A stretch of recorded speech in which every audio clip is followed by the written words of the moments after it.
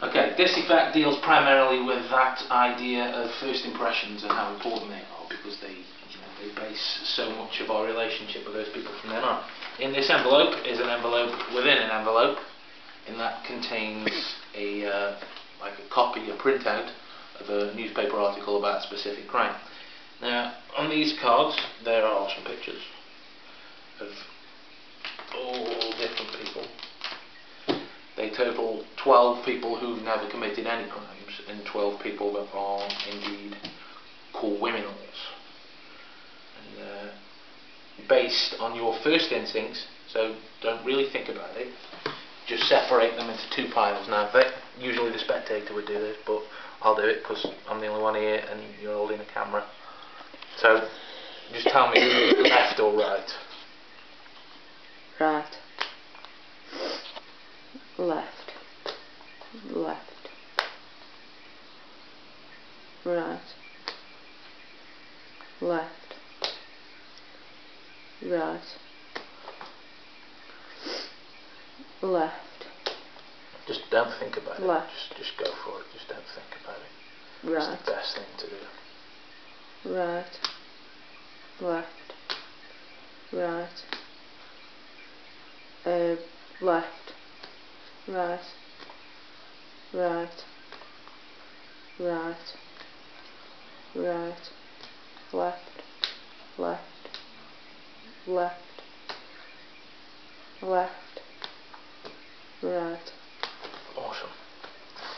Now then, let's just pick a couple of these folks who are random. You've got this guy. What jumps out at you about this guy? Nothing. Nothing particular. Nothing at all. What about this guy? Criminal. Well, actually, that just proves that whole idea about first impressions and why they are so important, because this guy, Leon, has actually never committed any crime in his life. But Mike might have noticed, that this guy has. And in fact, what I think you've done here is you actually managed to separate everybody else. I think a couple might have stuck together at the bottom there, but there were those 12. And I'm not going to spread these out fully because I don't want you to get the clue yet, because written underneath the word criminal on one of these cards is the words on trial. But what you've actually done is successfully separated them both based on first instincts.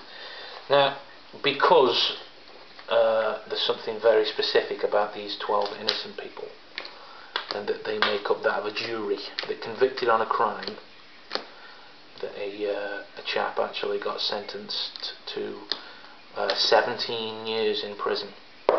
Now, what sort of a sentence do you think would merit a 17-year sentence?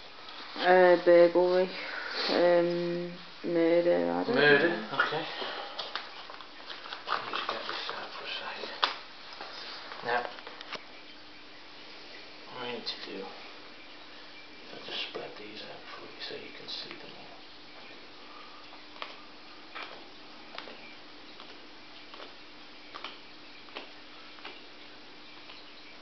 Just take a minute just to cast your eyes over them and just pick somebody that's slowly built. This image you're creating of this murderer then, that's slowly building in your head. Number 1. Is that this guy? Yeah.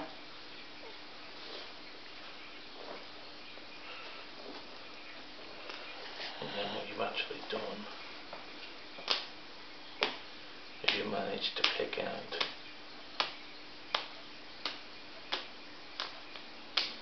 the only murderer who was in fact on trial. Mm. Now, what's this guy's name? I don't know whether you can see that. Make out his name. Out of all these different people you could have picked, you've picked this woman's called Michael Delaney. Okay. His age, I'll give you a clue. They're both odd numbers and they're both different. How old do you think he is? 37 maybe? 37, okay.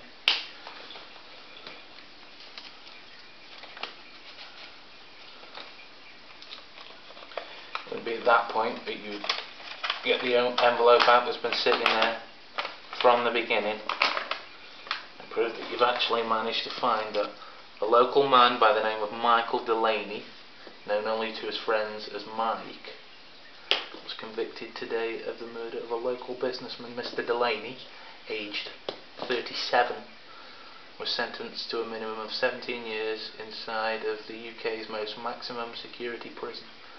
Mr. Delaney looked weary in the dock, as the jury took nearly 3 hours to reach a decision. The victim's family was said to be overjoyed at the verdict, proving you have a really good judge of character. His date of birth's on there. You managed to find everybody absolutely perfect. Dude.